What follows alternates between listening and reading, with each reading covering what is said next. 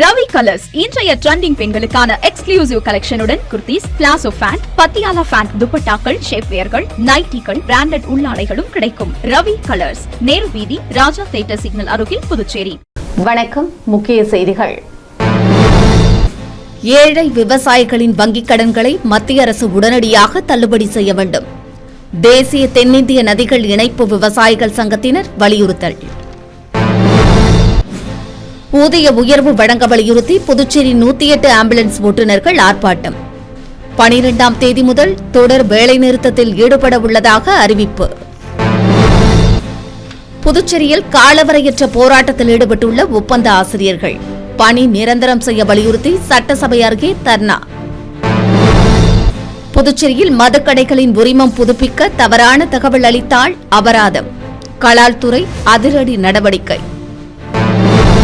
நம்ம பாண்டிச்சேரிக்கு Reliance fashion world வந்தாச்சு. குவாலிட்டியான பிராண்டட் ஆடைகள் கம்மியான விலையில. எங்க தெரியுமா? அண்ணா சாலை ரத்னா தியேட்டர் பக்கத்துல இருக்க நம்ம ரிலையன்ஸ் ஃபேஷன் வேர்ல்ட் தான். இங்க கலெக்ஷன்ஸ் எல்லாமே ட்ரெண்டுக்கு ஏத்த மாதிரி இருக்கு. விழாக்கால சிறப்பு சலுகையாக நீங்கள் வாங்கும் அனைத்து ஆடைகளுக்கும் சிறப்பு ஆஃபர்களுடன் நிச்சய பரிசுகளும் உண்டு. கம்மியான பிரைஸ்ல பிராண்டட் ஆடைகள் வாங்க அண்ணா சாலை ரிலையன்ஸ் ஃபேஷன் வேர்ல்ட் வாங்க. ரிலையன்ஸ் ஃபேஷன் வேர்ல்ட் நம்பர் 460 அண்ணா சாலை ரத்னா தியேட்டர் அருகில், புதுச்சேரி. இனி விரிவான செய்திகள். பிச்சை எடுக்கும் நிலைக்கு விவசாயிகள் தள்ளப்பட்டுள்ளதாக வேதனை தெரிவித்த தேசிய தென்னிந்திய நதிகள் இணைப்பு விவசாயிகள் சங்கத்தினர் அரசியல் கட்சிகள் தங்கள் வாழ்வாதாரத்தை காக்க வேண்டுமென வலியுறுத்தியுள்ளனர். புதுச்சேரியில் செய்தியாளர்களை சந்தித்த தேசிய தென்னிந்திய நதிகள் இணைப்பு விவசாயிகள் சங்க நிர்வாகிகள் கடந்த 50 ஆண்டுகளில் மற்ற துறையினரின் ஊதியத்திற்கும் விவசாயிகளின் வருமானத்திற்கும் இடையே உள்ள வித்தியாசத்தை புள்ளி விவரங்களுடன் எடுத்துக் கூறினர். 1970 250 ரூபாயாக இருந்த சட்டமன்ற உறுப்பினரின் சம்பளம் தற்போது 1,05,000 ரூபாயாக 420 மடங்கு உயர்த்தப்பட்டுள்ளதாகவும், வங்கி மேலாளரின் சம்பளம் 1000 மடங்கு உயர்த்தப்பட்டுள்ளதாகவும் தெரிவித்த அவர்கள், அதே காலகட்டத்தில் விவசாயிகளின் நெல் மற்றும் கரும்பு விலை வெறும் 35 மடங்கு மட்டுமே உயர்த்தப்பட்டுள்ளதாக தெரிவித்தனர். மற்ற அரசு ஊழியர்களின் ஊதிய உயர்வுக்கு நிகராக நெல் மற்றும் கரும்புக்கு விலை கொடுத்திருந்தால் 1 டன் கரும்புக்கு 90,000 ரூபாயும் 1 மூட்டை நெல்லுக்கு 3,000 ரூபாயும் கிடைத்திருக்க வேண்டும் என்றும், ஆனால் அரசு விவசாயிகளை வஞ்சித்து வருவதாக அவர்கள் குற்றம் சாட்டினர். மேலும் கார்ப்பரேட் நிறுவனங்களின் பல லட்சம் கோடி கடன்களை தள்ளுபடி செய்யும் மத்திய அரசு ஏழை விவசாயிகளின் வங்கிக் கடன்களை உடனடியாக தள்ளுபடி செய்ய வேண்டும் என்றும் கோரிக்கை விடுத்தனர். விவசாயிகளுக்கு லாபகரமான விலை கொடுக்கவில்லை என்றால் விவசாயம் அழிந்துவிடும் என்று வேதனை தெரிவித்த அவர்கள், கார்ப்பரேட் நிறுவனங்கள் விவசாய நிலங்களை ஆக்கிரமிக்கும் அபாயம் உள்ளதாகவும் புகார் தெரிவித்தனர். உணவு பஞ்சம் ஏற்பட்டால் பணம் உயிரை காப்பாற்றாது என எச்சரித்த அவர்கள், அரசியல் கட்சிகள் விவசாயிகளை வாக்கு வங்கியாக மட்டுமே பார்க்காமல் அவர்களின் வாழ்வாதாரத்தை காக்க முன்வர வேண்டும் என்றும் வலியுறுத்தியுள்ளனர். வேளாண்மை நிலைக்குழு பாராளுமன்றத்திற்கும் இந்த கோரிக்கைகளை நிறைவேற்ற வேண்டும் என்று பரிந்துரைத்திருக்கிறது. இதன் அடிப்படையில் தான் மத்திய வேளாண் துறை அமைச்சர் சிவராஜ் சிங் சௌகான், வர்த்தகத்துறை அமைச்சர் பியூஷ் கோயல், உணவுத்துறை அமைச்சர் பிரகலாத் ஜோஷி கொண்ட 3 பேர் குழு தல்லேவாலோடு நேரடியாக 3 கட்ட பேச்சுவார்த்தை நடத்தி இறுதி முடிவுக்கு வந்தது. கடந்த பிப்ரவரி 2025 அதற்கான இறுதி முடிவை எட்டப்பட்டது, மார்ச் மாதம். ஆனால் பியூஷ் கோயல் இந்தியா முழுமையில் இருக்கிற மாநில அரசுகளிடம் கருத்து கேட்க வேண்டும், வணிகர்களிடம் கருத்து கேட்க வேண்டும். எனவே இன்றைக்கு இறுதி முடிவை எடுத்து விடாதீர்கள், ஏப்ரல் 4ஆம் தேதி 4வது கட்ட பேச்சுவார்த்தையில் இறுதி முடிவு எடுத்துக் கொள்ளலாம் என்று அவர் சொன்னார். புதுச்சேரிக்கும் தமிழ்நாட்டுக்கும் நானும் அந்த பேச்சுவார்த்தை குழுவில் இடம்பெற்றிருந்து நானும் பங்கேற்றிருந்தேன். 3 கூட்டத்திலேயும் இதுதான் நடந்தது. நான் பஞ்சாப் மாநில அரசு பேச்சுவார்த்தைக்கு வந்த விவசாய சங்க தலைவர்களை கைது செய்தது, நான் உட்பட கைது செய்து பட்டியாலா சிறையில் அடைக்கப்பட்டேன். புதுச்சேரியில் சம்பள உயர்வு வழங்க வலியுறுத்தி 108 ஆம்புலன்ஸ் ஓட்டுநர்கள் ஆர்ப்பாட்டத்தில் ஈடுபட்டு உள்ளதுடன் 12ஆம் தேதி முதல் தொடர் வேலைநிறுத்தத்தில் ஈடுபட உள்ளதாக தெரிவித்துள்ளனர். புதுச்சேரியில் 2011ஆம் ஆண்டு 108 ஆம்புலன்ஸ் சேவை மத்திய அரசின் சுகாதார இயக்கத்தின் கீழ் தொடங்கப்பட்டது. நிரந்தர ஓட்டுநர்கள் இல்லாத காரணத்தால் ஆரம்ப சுகாதார நிலைய ஓட்டுநர்கள் தற்காலிகமாக ஆம்புலன்ஸ்களை இயக்கி வந்தனர். இவர்களுக்கு சம்பளம், போனஸ் உட்பட பணப்பலன் அளிக்கப்பட்டு வந்த நிலையில் கடந்த ஆண்டு 108 ஆம்புலன்ஸ் ஓட்டுநர்களுக்கு 10,000 ரூபாய் சம்பளம் வழங்க முதலமைச்சர் ரங்கசாமி உத்தரவு பிறப்பித்தார். ஆனால் ஊதிய உயர்வு இதுநாள் வரை வழங்கப்படவில்லை. இந்நிலையில் உடனடியாக முதலமைச்சர் அறிவித்தபடி ஊதிய உயர்வை வழங்கிட வேண்டும், நிலுவை சம்பளத்தை வழங்கிட வேண்டும், தேசிய சுகாதார இயக்கத்தின் கீழ் சலுகைகள் வழங்கிட வேண்டும் என்ற கோரிக்கைகளை வலியுறுத்தி சுகாதாரத்துறை இயக்குநர் அலுவலகம் முன்பு 108 ஆம்புலன்ஸ் ஓட்டுநர்கள் ஆர்ப்பாட்டத்தில் ஈடுபட்டனர். ஆர்ப்பாட்டத்திற்கு புதுச்சேரி, காரைக்கால், ஏனாம் சுகாதாரத்துறை 108 ஆம்புலன்ஸ் சேவை ஊழியர்கள் சங்க கௌரவ தலைவர் ஜெயபாலன், தலைவர் புருஷோத்தமன் உள்ளிட்டோர் தலைமை வகித்தனர். ஆர்ப்பாட்டத்தில் ஓட்டுநர்கள் பலர் கலந்து கொண்டு கோரிக்கைகளை வலியுறுத்தினர். மேலும் கோரிக்கைகளை வலியுறுத்தி வருகிற 12ஆம் தேதி முதல் அனைத்து ஆம்புலன்ஸ் வாகனங்களையும் சுகாதாரத்துறை அலுவலகத்தில் நிறுத்தி வேலை நிறுத்த போராட்டத்தில் ஈடுபட உள்ளதாகவும் தெரிவித்துள்ளனர். முதலமைச்சர் அறிவித்த ஊதிய உயர்வை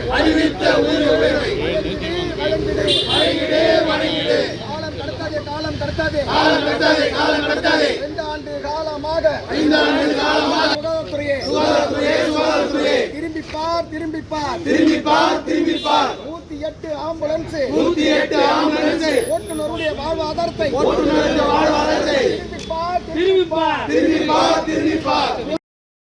கடந்த 2007ஆம் ஆண்டு முதல் என்ஆர்எச்எம் திட்டத்தின் கீழ் பணிபுரிந்து வருகின்ற 108 ஆம்புலன்ஸ் ஓட்டுநர்களை புதுவை, காரைக்கால், யானம் உட்பட 64 ஓட்டுநர்களுக்கு ஊதிய உயர்வு கடந்த 2020ஆம் ஆண்டு முதல் வழங்கப்படவில்லை.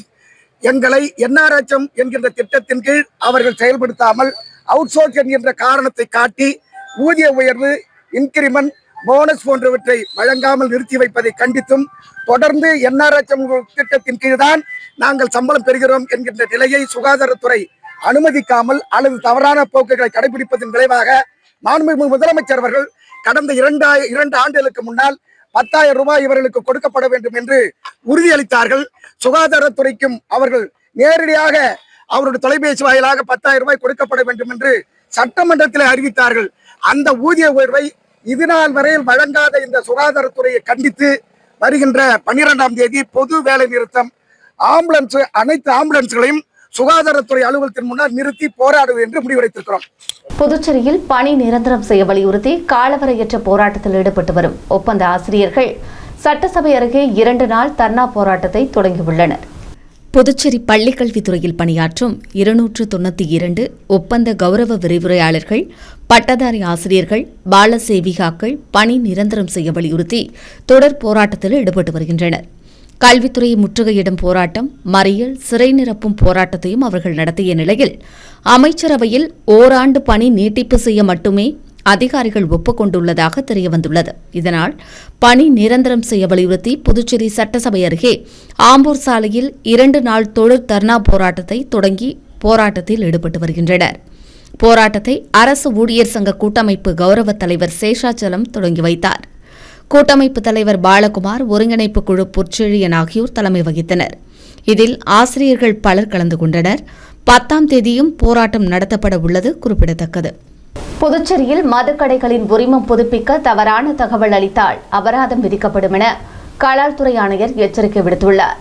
புதுச்சேரி கலால்துறை துணை ஆணையர் மேத்யூ பிரான்சிஸ் வெளியிட்டுள்ள செய்திக்குறிப்பில் 2026-27ஆம் ஆண்டுக்கு மதுபான மொத்த சில்லறை விற்பனை உரிமத்தை வருகிற 28ஆம் தேதிக்குள் விண்ணப்பித்து புதுப்பித்துக் கொள்ள வேண்டும் என்று அறிவுறுத்தியுள்ளார்.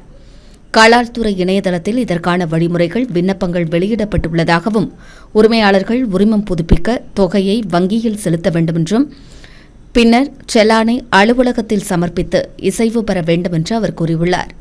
உரிமம் புதுப்பிப்பு விண்ணப்பத்தை பதிவிறக்கம் செய்து உரிய ஆவணங்களுடன் கலால்துறை அலுவலகத்தில் வருகிற 28ஆம் தேதிக்குள் சமர்ப்பிக்க வேண்டும் என்றும் அவர் கேட்டுக் கொண்டுள்ளார். தவறான தகவல்கள் அளித்தால் கலால் சட்ட விதிகளின்படி அபராதம் விதிக்கப்படும் என்றும் அவர் எச்சரிக்கை விடுத்துள்ளார். உரிமம் புதுப்பிக்க விண்ணப்பிக்கும் அனைத்து கடைகளும் ஆய்வு செய்யப்படும் என்று கூறியுள்ள அவர், ஆய்வின் போது குறைகளை நிவர்த்தி செய்யாத கடை உரிமம் புதுப்பிக்கப்பட மாட்டாது என்றும் அவர் தெரிவித்துள்ளார். நெல்லித்தோப்பு தொகுதியில் பல்வேறு கட்சியிலிருந்து விலகிய 100க்கும் மேற்பட்டோர் திராவிட முன்னேற்றக் கழக அமைப்பாளரும் சட்டமன்ற எதிர்க்கட்சித் தலைவருமான சிவா முன்னிலையில் திராவிட முன்னேற்றக் கழகத்தில் இணைத்துக் கொண்டனர். புதுச்சேரி நெல்லித்தோப்பு தொகுதிக்குட்பட்ட பெரியார் நகர் பகுதியில் பல்வேறு கட்சியிலிருந்து விலகிய 100க்கும் மேற்பட்டோர் பெரியார் நகர் சசி தலைமையிலும் பொதுக்குழு உறுப்பினர் கார்த்திகேயன் முன்னிலையிலும் மாநில அமைப்பாளரும் சட்டமன்ற எதிர்க்கட்சித் தலைவருமான சிவா தலைமையில் திராவிட முன்னேற்றக் கழக கட்சியில் தங்களை இணைத்துக் கொண்டனர். மேலும் நிகழ்ச்சியில் பொங்கல் பண்டிகையொட்டி நடைபெற்ற கோலப் போட்டியில் வெற்றி பெற்றவர்களுக்கு பொதுக்குழு உறுப்பினர் கார்த்திகேயன் தலைமையில் பரிசுகள் வழங்கப்பட்டது. முதல் பரிசாக 5000 ரூபாய், இரண்டாம் பரிசாக 3000 ரூபாயும் வழங்கப்பட்டது. மேலும் வெற்றி பெற்றவர்களுக்கு சிறப்பு பரிசுகளும் வழங்கப்பட்டது. நிகழ்ச்சியில் மாநில மற்றும் தொகுதி நிர்வாகிகள் பலர் கலந்து கொண்டனர். அகில இந்திய விவசாயிகள் சங்க ஒருங்கிணைப்பாளர் ராஜேந்திரன் மற்றும் இணைச் செயலாளர் சோமு உள்ளிட்டோர் விவசாயிகளுக்கு ஆதரவு தெரிவித்து வரும் லட்சிய ஜனநாயக கட்சித் தலைவர் ஜோர்ஜ் சார்லஸ் மார்டினை நேரில் சந்தித்து நன்றி தெரிவித்தனர். நெல்லுக்கான குறைந்தபட்ச ஆதரவு விலையை சட்டப்பூர்வமாக அமல்படுத்திட வேண்டும். தேசிய விவசாயிகள் ஆணையம் விவசாயிகளின் வருமானத்தை உயர்த்திட வேண்டும். வேளாண் துறையை மேம்படுத்திட வேண்டும். MS சாமிநாதன் பரிந்துரையை அமல்படுத்திட வேண்டும் உள்ளிட்ட கோரிக்கைகளை வலியுறுத்தி அகில இந்திய அளவில் விவசாயிகள் சங்க தலைவர்கள் கன்னியாகுமரி முதல் காஷ்மீர் வரை சென்று அனைத்து மாநில முதலமைச்சர்களை நேரில் சந்தித்து ஆதரவு கோரி வரும் நிலையில் அதன் நிர்வாகிகளான ஐக்கிய விவசாயிகள் சங்க ஒருங்கிணைப்பாளரும் காரைக்கால் டெல்டா மாவட்ட விவசாயிகள் சங்க தலைவருமான ராஜேந்திரன், இணைச் செயலாளர் சோமு உள்ளிட்டோர் லட்சிய ஜனநாயக கட்சித் தலைவர் ஜோர்ஜ் சார்லஸ் மார்டினை நேரில் சந்தித்து புதுச்சேரியில் விவசாயிகள் சந்திக்கும் பல்வேறு பிரச்சினைகள் குறித்து பேசினர். மேலும் விவசாயிகளுக்கு ஆதரவாக இருந்து வரும் லட்சிய ஜனநாயக கட்சிக்கு தங்களது நன்றியை தெரிவித்துக் கொண்டனர். அப்போது பொதுச் செயலாளர் டாக்டர் துரைசாமி உடனிருந்தார். புதுச்சேரியில் 8வது ஆண்டாக நடைபெற்ற முத்தப்பன் திருவிழாவில் சபாநாயகர் செல்வம் கலந்து கொண்டு அருள்வாக்கு பெற்று சுவாமி தரிசனம் செய்தார். கேரள மாநிலம் கண்ணூர் மாவட்டத்தில் பரசின்னி கடவு முத்தப்பன் கோவில் அமைந்துள்ளது. கண்ணூர் புதுச்சேரி மாக்கியம் பிராந்தியம் அருகில் அமைந்துள்ளதால் மாக்கி மக்களும் முத்தப்பன் கோவிலுக்கு சென்று வழிபடுவது வழக்கம். உள்ளூர் பாரம்பரியத்தின்படி புதுச்சேரி வாழ் மலையாள மக்கள் கடந்த 7 ஆண்டுகளாக முத்தப்பனுக்கு விழா எடுத்து கொண்டாடி வருகின்றனர். இந்த முறை 8ஆம் ஆண்டாக லாஸ்பேட்டை குறிஞ்சிநகர் பூங்காவில் முத்தப்பன் விழா நடைபெற்றது. தமிழ் மக்களின் குலதெய்வ வழிபாடு போல கேரள மக்கள் முத்தப்பன் திருவிழாவை நடத்தினர். இறுதி நாளில் திருவப்பன் வெள்ளாட்டம் என்னும் 2 வேடங்களை அணிந்து சிவன் சக்தி பள்ளிவேட்டை ஆடி குதித்து பக்தர்களுக்கு அருள்வாக்கு சொல்லும் நிகழ்ச்சி செண்டைமேளம் முழங்க நடைபெற்றது. கேரள மக்கள் முத்தப்பனிடம் தங்களது கோரிக்கைகளை காதில் கூறி அருள்வாக்கு பெற்றனர். விழாவில் சிறப்பு விருந்தினராக பங்கேற்ற சபாநாயகர் ஏம்பலம் செல்வம் முத்தப்பனிடம் காதில் தனது வேண்டுதலை சொல்ல அதற்கு முத்தப்பன் அருள்வாக்கு கூறினார். விழாவில் ஏராளமான பொதுமக்கள் கலந்து கொண்டனர்.